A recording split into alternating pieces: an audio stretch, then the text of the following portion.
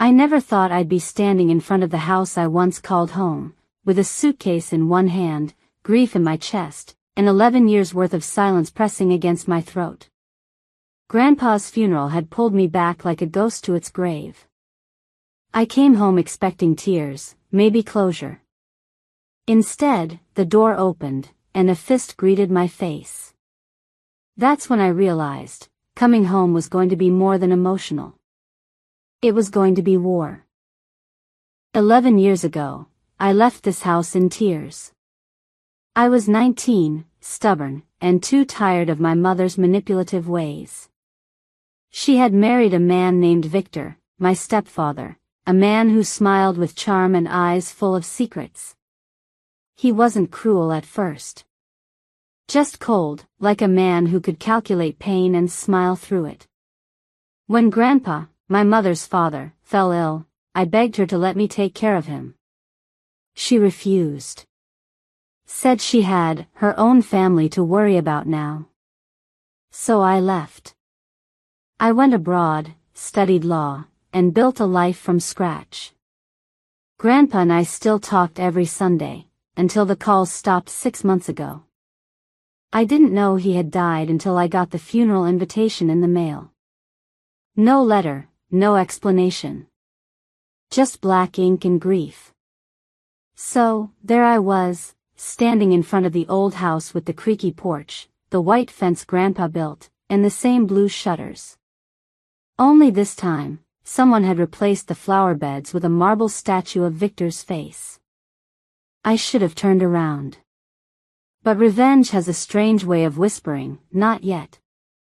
When the door swung open, I froze. Mom looked older, her hair silver at the roots, but her eyes, those guilty, tired eyes, were the same. Behind her, standing like a shadow in his tailored suit, was Victor.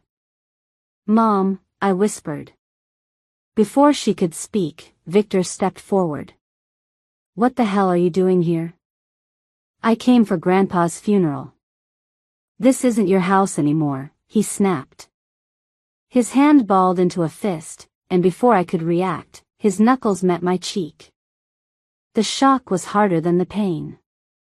Mom screamed. "Victor, stop." But he didn't. He pushed me back until I stumbled off the porch, my suitcase rolling into the mud. "I told you years ago," he hissed, "you're nothing but trouble. You left this family, remember? Now leave." I tasted blood. But I smiled through it. "You shouldn't have done that, Victor." He scoffed. "Oh? Gonna sue me with your fancy law degree?" "Maybe," I said. "Or maybe I'll just take back what's mine." And as I walked away, the cold October wind carried one truth. I wasn't the broken 19-year-old girl anymore. I was a woman who knew how to bury people without digging graves. I checked into a motel that night, my cheeks still throbbing, my heart burning hotter than the whiskey I poured. As I unpacked, I pulled out an envelope I had kept sealed for 11 years. Grandpa's handwriting was shaky, but the words were clear. "If anything ever happens to me, look under the floorboard in my study, beneath the globe. You'll find the truth. And your inheritance." At dawn, I drove back to the house. Not to knock, but to sneak. I waited until they left for the funeral preparations. Then I broke in through the back door like I never left. The study smelled like tobacco and old memories. The globe still stood on the oak table, coated in dust. When I lifted it and pried the floorboard open, I found a metal box. Inside it, deed papers. The original ownership documents for the house and the adjoining farmland, signed by Grandpa himself, naming me as the sole legal heir. But that wasn't all. There were receipts, bank statements, and a letter. "If this finds you, it means I'm gone.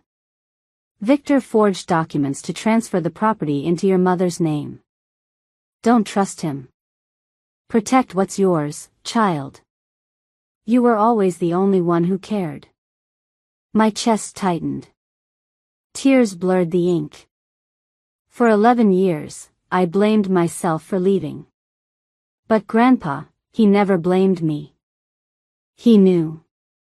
And now, I had what Victor didn't know I had, the weapon to destroy him.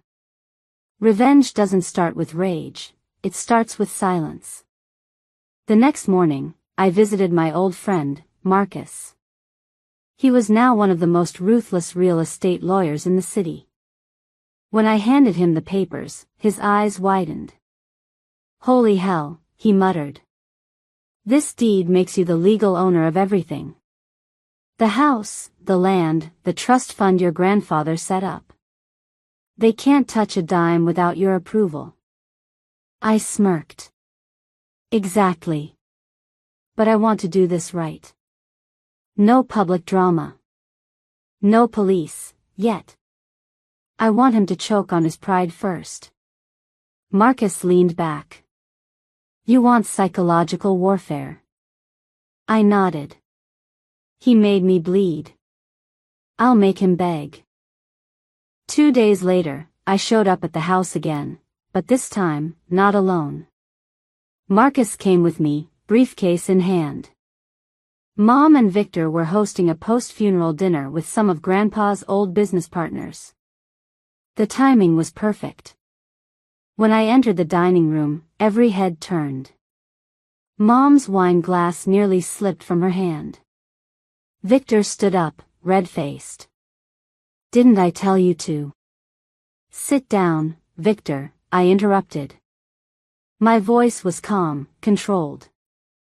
"I'm not here to argue. I'm here to reclaim what's mine." Marcus opened the briefcase and laid out the deed papers on the table like a crown on display. Victor frowned. "What is this nonsense?" "It's the original deed to this property," I said. "Grandpa signed it 11 years ago." "The forged transfer you filed?" "Already under review by the district attorney's office." I made sure of that. The room went dead silent. "You can't prove that," he hissed. "Oh, I can," Marcus said coolly. "The bank records matched the signatures, and your little forgery trail? It leads straight to your personal account." Mom's face drained of color. "Victor, what is she talking about?" I looked at her. "He stole from Grandpa's estate. Millions. You married a thief, Mom." Victor lunged across the table, but Marcus stepped between us. "I'd think twice about that, Mr. Wallace. Assaulting a property owner in her own home is a felony." Victor froze. I stepped closer, whispering just loud enough for him to hear. "You took everything from me once. My peace, my home, my mother. Now I'm taking it all back." His jaw clenched. "You think you've won?" "Oh, I haven't even started." The next day, I received a call from Mom. She wanted to meet privately at the cafe near the old train station. I almost didn't go, but curiosity is a dangerous thing. When I arrived, she looked broken. Her eyes red, her hands trembling. "Why didn't you tell me?" she asked.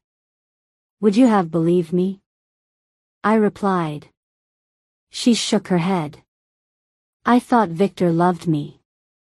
He told me you were ungrateful. That Grandpa left everything to him because you abandoned us." I sighed. "He lied, Mom. He used you." Tears streamed down her face. "I know. I went through his files last night. You were right. He forged everything." Then she slid a flash drive across the table. I recorded his confession.